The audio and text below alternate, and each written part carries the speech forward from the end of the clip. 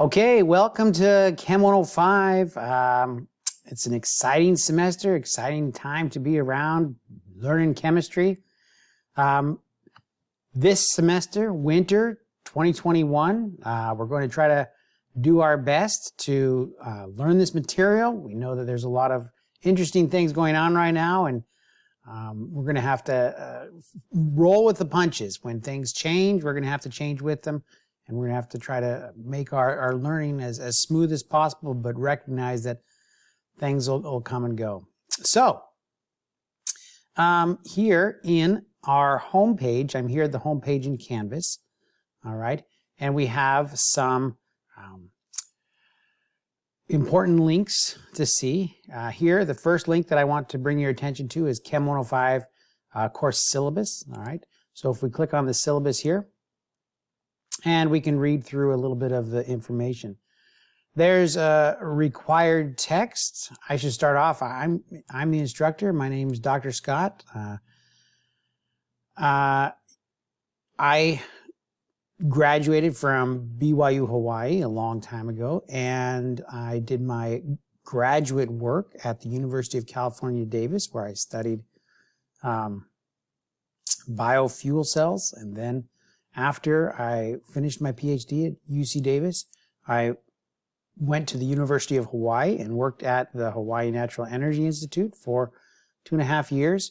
And while I was doing that, I also taught some night classes here at BYU Hawaii. And then after my postdoc was done, I came here full time at Brigham Young University of Hawaii. And that was in 2006. So I've been here for a while. I like teaching general chemistry.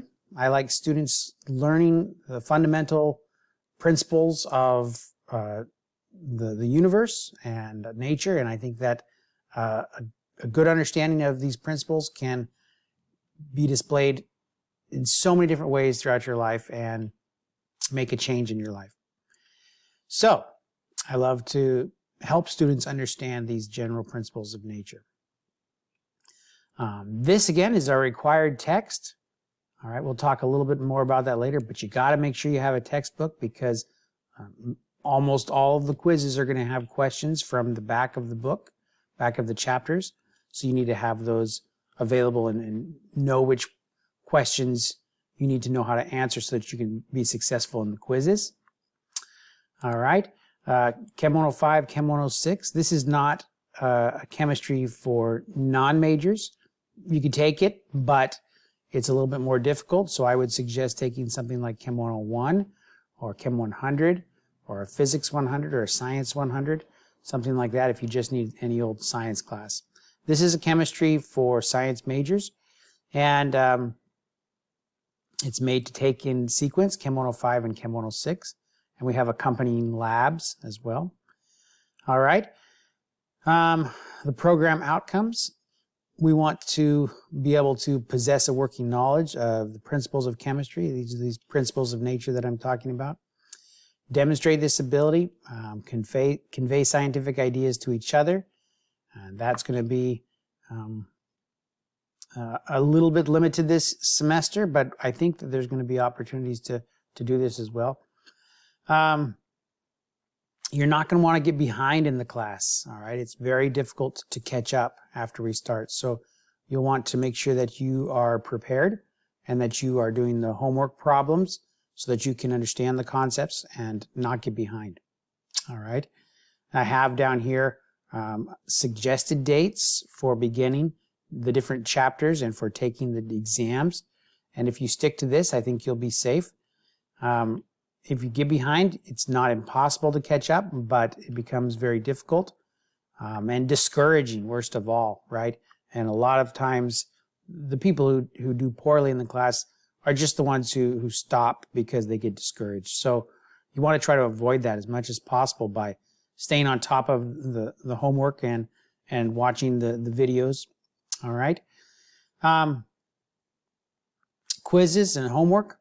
So the homework, I call homework what you do to prepare for the quizzes, and I'm not going to be grading or monitoring your homework, but I'm going to be going to be able to know whether you're doing your homework by how well you perform on the quizzes. All right. The quizzes and the homework. Let's get back to our home page here so we can kind of look at the quizzes a little bit better. The quizzes are here on the home page here. You'll just scroll down and see any spot where it says quiz on something, right? So here's a quiz on the above video. This is the first lecture video here. There's the second lecture video, and then there's another quiz on problems 1.30 and 1.44 and the above chapter 1 videos. So these quizzes are cumulative throughout the chapters. Now, you can't completely disregard previous chapters because they build on each other, but the quizzes themselves are pretty much self-contained within the chapters. Let's bring up some examples of, let's bring up the book really quick so I can show you how to find chapter 1, problems 1.30 to 1.44 in the book. All right. So here is a PDF of the book, and you can see if you can find the PDF. You're welcome to use the PDF. That's not a problem. So here is chapter 1, and reading through this will help you learn the material. I would also watch the videos. You need to watch the videos so that you can perform well on the quizzes. Some of the quizzes are just on the videos, especially kind of the beginning ones in each chapter. But reading the book and watching the videos should give you a good opportunity to learn everything that you need to learn to be successful in the class. All right. So as you move your way through the videos and through the book, then we'll eventually get to the end of each chapter. And here in the end of this chapter, chapter 1 here, we have first initially review questions. Now, I never have students focus on the review questions to do homework. You're welcome to. They're very, they're helpful as well, but they're less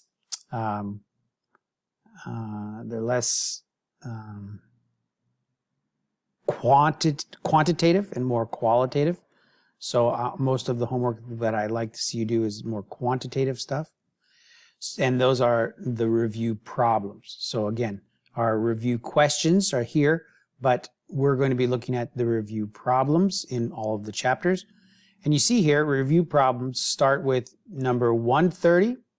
And if you keep going through all the review problems, the last one is 152 or 153. 153. Okay, so 130 to 153 are the review problems for chapter 1. And you'll notice that there are blue ones, 130, 132, 134. These are blue, so they have the answers in the back of the book, so that's nice. And those are the questions that generally I focus on to take the quiz questions from. It doesn't mean that 131 and 133 aren't questions that we might have similar questions to those in the exam quizzes as well, but you want to for sure be able to do the blue questions. Now, I choose the blue questions because, as I said, they're in the back of the book. Now let's go back to this video here. So for example, I watch the first video and then I take the first quiz, and then I watch the second video and I see that the second video's quiz contains questions from these problems. So before I move on to take this quiz, I want to be sure that I can answer these problems 130 to 144, 130 to 144, right? And specifically, again, the blue ones. Now, let's say I'm going through these problems and I'm having trouble. Now, you can always contact me. We'll also have a tutor that you can contact to help you answer these questions, these problems. But at the beginning of each chapter, so here is the first video, but at the beginning of each chapter, there are videos of me doing the homework. All right, me doing the homework. So here, if I click here, I can watch a video of me answering the homework problems. Let me turn up the volume really quick. This compound is used in the tanning of leather. How many atoms? Watch what's going on a little bit. See if we can get a so little more two volume. is meaning 2 of everything? That's a good question. The 2 is just referring to 2 of what's in, sorry, the 3. The 3. So I got All right, this what sped two are we up. talking I'll about? slow it down a little bit. But here I'm solving problem 130. That 3 right there. And then I'll move my Okay, way yeah. through all the blue So problems, and I'll that solve all of 3, the blue CR, problems in chapter 1 here. C2. So if you can't get a hold of me, and I think that this is probably what most students would do first, is they would go and watch me solve the blue problems here. All right. So again, before I do this, before I take the quiz, I want to make sure I'm proficient in answering those questions, right? And if I run into trouble, then I want to go and watch somebody else work on those homework problems. All right, and that's the way we're going to move through these chapters. Watch a video, take a quiz. Watch a video, take a quiz. Here again, 130 to 144, and some questions from the actual videos themselves. Now this one is 130 to 152, so I need to be able to answer some more questions, need to add to my abilities to answer some questions. So again, I'm going to want to go through my review problems and make sure I can answer all the way up to 152. The blue problems up to 152. All right. After I finish chapter 1, I'm going to move right on to chapter 2 here. Now in chapter 2, or at the beginning of every chapter, there's a suggested date for beginning, and that's January 9th. All right, so it's, this stuff is, I think most of this stuff will be reviewed for most of you, and so I'm counting on you moving through chapter 1 relatively quickly. So by January 9th, you want to try to begin chapter 2. Now here, looking at chapter 2, again, I see a video here that this is the homework problems, me solving the homework problems. And then here is my first lecture in chapter 2. And we have quizzes, or this quiz here is on 226 to 238. So just to make sure there's no confusion, I'm going to go to 226 to 238. Where are we at here? There it is. Review problems, 226 to 238, right? So I can go through those, and if I have a good, firm understanding of what's going on, then I would move forward to take this exam. If I need to go and watch some video problems, that's what I would do. Now, let me show you one thing here that I would search for the specific videos that I have trouble with, or specific questions I have trouble with, by scrolling through here. You can see the number 226. So maybe I don't want 226, maybe I want 240 or something like that, right? So I could scroll through here, and as I scroll through, I could find the beginning of 240, right? And then watch the specific one that I have trouble with. After, again, I have figured out how to answer the problems that are going to be associated with this video, and I've watched the video because the quiz questions are going to be about the problems in the video, but also about the video, some parts of the video itself. Then I would take that quiz. Okay, each of these quizzes is worth 4 points. Now we're going to miss some points now and then, and in the beginning, well, it's up to you how many points you feel comfortable kind of leaving behind. If you leave behind too many points and you get anxious and you think, I need to make up some points here, then what we have available to make up points is you can visit with me online, and we'll go over some problems that you missed or some other things that maybe that you're studying right now. It doesn't need to be necessarily things that you missed. Maybe you already learned how to do them, but we can go over and study together. And whenever we study together, you have the opportunity to earn up to 3 points. Okay, so that's almost the 3/4 of a quiz, a complete quiz. You'll also have the opportunity to earn those 3 points by meeting with a tutor. We'll have an online tutor which you can interact with, and every time you interact with the online tutors, then you'll be able to get Again, up to 3 points, depending on how much time you spend interacting with the tutor. And I expect 3 points probably to be about, 20 minutes worth of interaction with the tutor or with myself. Okay, so those are extra credit points, interacting with me doing problems or interacting with the tutor doing problems. And so those are ways that you can kind of get points back. Now, none of these quizzes are going to be able to be taken twice, all right? There is a time limit on them. In some cases, the time limit might be pressing, but that is a critical component as well. So usually the time limit probably won't be very pressing to you, but we do want to make sure that we're learning the material. I know that when you're online, it's sometimes easy just to search the internet and try to find the answer, but the time limit will make that process more difficult. I don't mind if you search the internet. You're welcome to search the internet all you want to try to find any answers for anything. The class is open book, open internet, open everything but neighbor, really. And the only thing that really will limit your ability to answer these questions is that time limit, ultimately. So you'll want to prepare before you take the quizzes or click on the quizzes. All right, now let's say I've moved my way all the way through Chapter 1 and Chapter 2 and Chapter 3, and now I have my first exam. It's Chapter 1 through 3, and it's going to be worth 200 points. And I'm just going to click on this. I only have one chance to take this exam. Again, 200 points.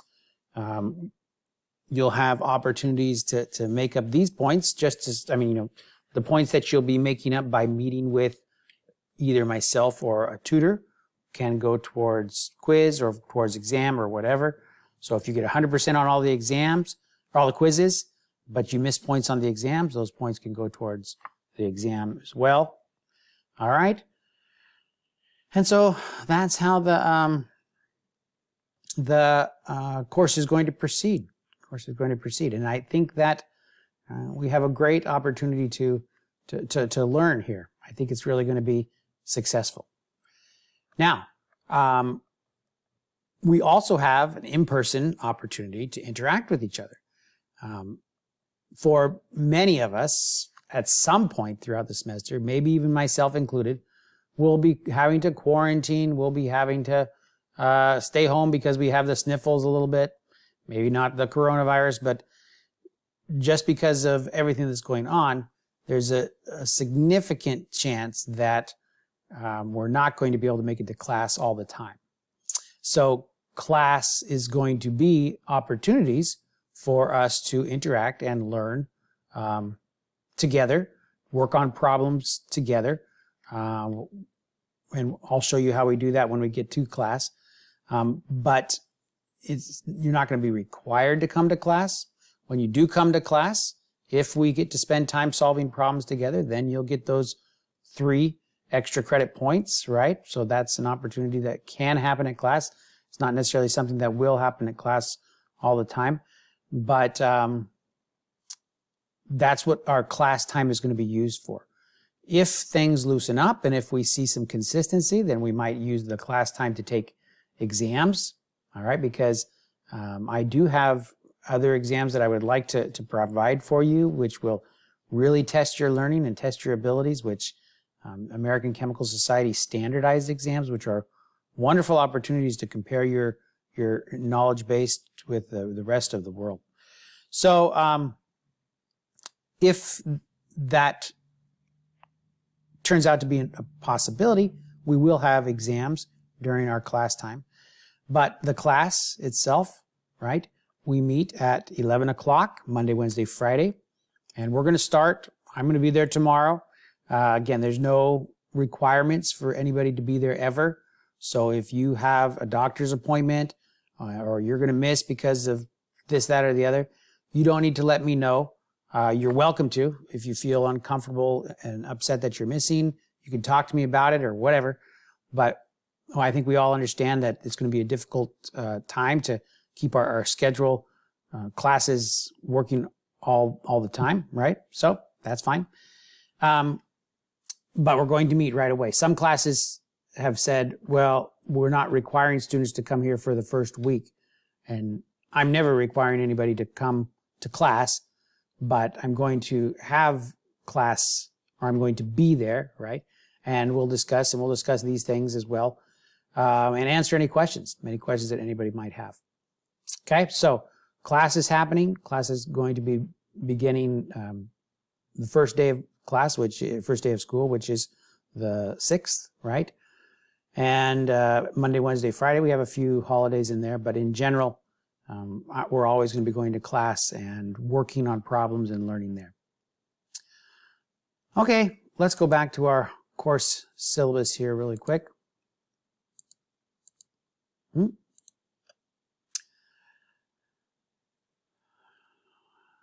I think we've covered pretty much everything about how the course is going to work. Our grading scale is a very typical grading scale. If we do use American Chemical Society exams, they have an average score of 50%. They're not curved towards 75% being the average. And so we'll adjust the scores on those so that it fits this grading scale here. Here's our quizzes. The number of quizzes is approximate at this point, and as I'm going to try to be monitoring the learning. If I see that there's a need for more quizzes for any reason, then this number could increase or decrease if I see that it's not as effective as I would like it to be. The number of exams, that's going to probably not change very much. And again, I've written in here, as things change throughout the semester, dates and quizzes might change because we want to take advantage of every opportunity we have to learn. But I think that everything else is pretty standard. So here are some policies that you'll have on multiple syllabuses in your different classes. Okay, other than that, I think everything is described here. If you have any questions, you can email me. You can also ask me in class, right? That'll be just fine. Otherwise, I'm excited to get started. Oh, here's one extra link here that I would show you. You can take a look at this link here. Allows, it has a link to a PDF of the book. I'm not sure if that is still available, but at one point it was on the internet out there. So, all right. Looking forward to seeing you guys. Talk to you later. Bye-bye.